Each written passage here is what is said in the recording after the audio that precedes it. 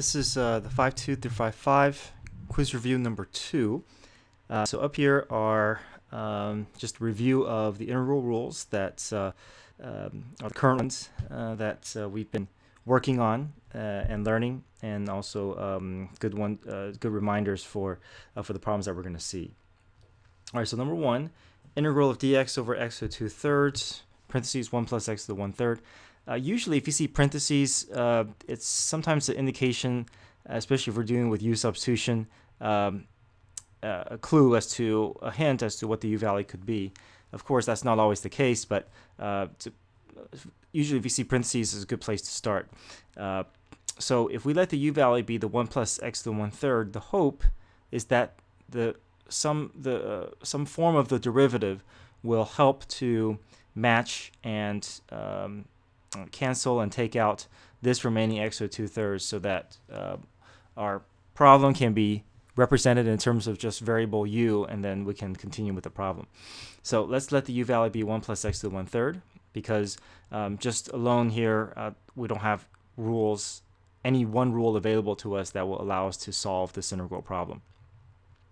All right, since normally power rule could work but all this is sitting in the denominator instead of the numerator, so that's preventing us from being able to apply just one rule for this problem.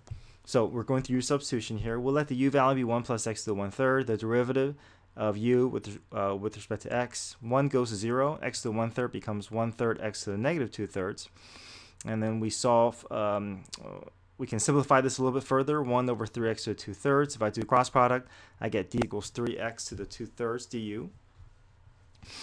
All right, so now let's see if we can make some substitutions here. Dx, we can substitute dx in terms of our expression here. So 3x to the 2/3 du. X to the 2/3 stays for now, and then the 1 plus x to the 1/3 becomes u. Now notice the x's cancel out nicely. We're left with just integral of 1 over u with 3 as a coefficient, or integral of 3 over u, and the rule for that is a nice clean natural log absolute value of u plus c, and then replace our u value back in terms of x. Number 2, integral of x to the 4th plus x minus 4 over x squared plus 2. If we let the u value be the numerator, the derivative will not match the denominator perfectly, and vice versa, same idea. If we let the u value be x squared plus 2, the derivative is not going to match what we need here to cancel out. So what if we look at long division here? So long division, we can do x squared plus 2 and see if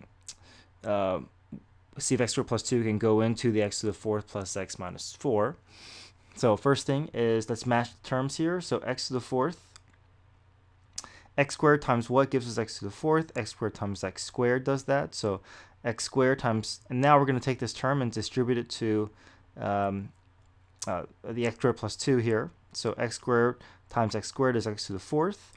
2 times x squared is 2x squared. And then we draw our line and we change our sign. So x to the 4th becomes negative. Positive 2x squared becomes negative 2x squared. And then we try and combine like terms. The first term will always match up and cancel out, and the rest we just have to look to see what remains, what's left over. So negative 2x squared is not going to match with the x, or negative 4, so we're going to bring each of these three terms down. Negative 2x squared plus x minus 4. Okay, so now we're back to our looking at our divisor here.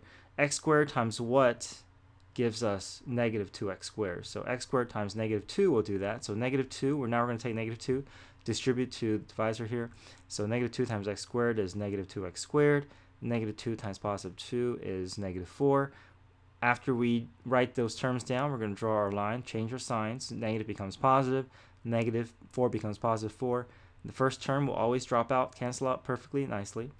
And then the plus 4 minus 4 cancels out, and then we're left with just x.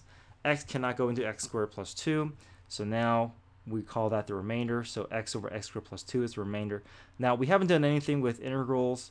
All we've done is we've rewritten the problem in the form that is hopefully easier to identify appropriate integral rules for.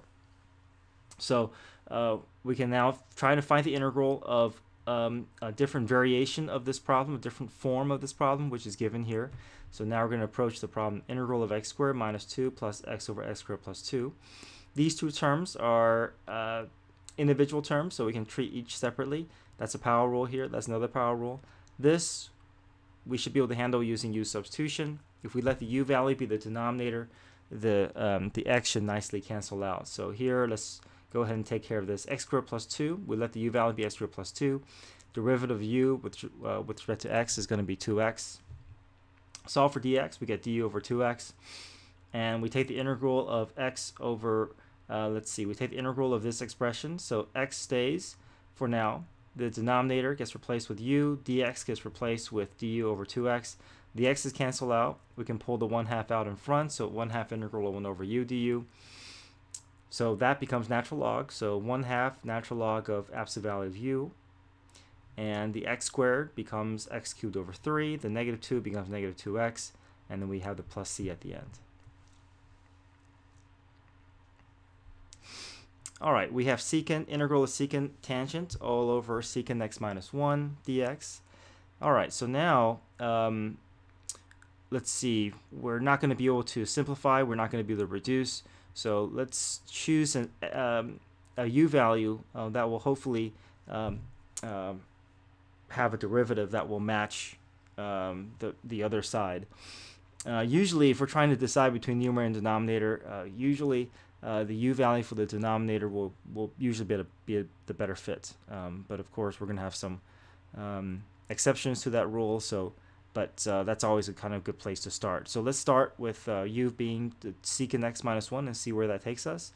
So the derivative of u with respect to x, so secant becomes secant tangent. All right, that's the rule for secant, the derivative rule for secant. 1 goes to 0. So then when we solve for dx, we get du over secant x tangent x. So now we have integral of, we'll keep this term for now, replace the denominator with a u, and then dx gets replaced with du over secant tangent. The secant tangent cancels out. We're left with integral of 1 over u du. And now we get natural log of the absolute value of u plus c, because that's the integral rule for 1 over u. And then the u value gets replaced with secant x minus 1. All right, number 4. We have multiple terms in the numerator, but only one term in the denominator. If we bring this denominator up to the top, we should be able to distribute and clean this up a little bit more. So e to the x comes up to the numerator as e to the negative x. Now, if we distribute the e to the negative x through, let's see, we can add exponents. So 2x minus x is 1x. 2e to the x, e to negative x plus x is going to be just e to the 0, or just constant 2. And then 1 times e to the negative x is e to the negative x. Now, each term is separated, so we can treat each like a separate problem. The integral of e to the x is just e to the x. The integral of 2 is 2x. The integral of e to the negative x, we have to be careful.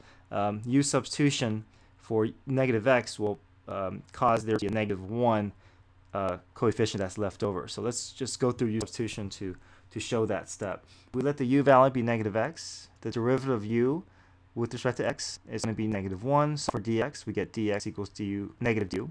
So replace negative x with u, replace dx with negative du. The negative 1 du we can pull out in front as negative 1. And then integral of e to the u is just e to the u. And then we have the negative 1 in front. So, and then replace the u back in terms of the original variable, which is negative x. So now we have each of the 3 terms, and the antiderivative for each of the 3 terms, and then we have a plus c.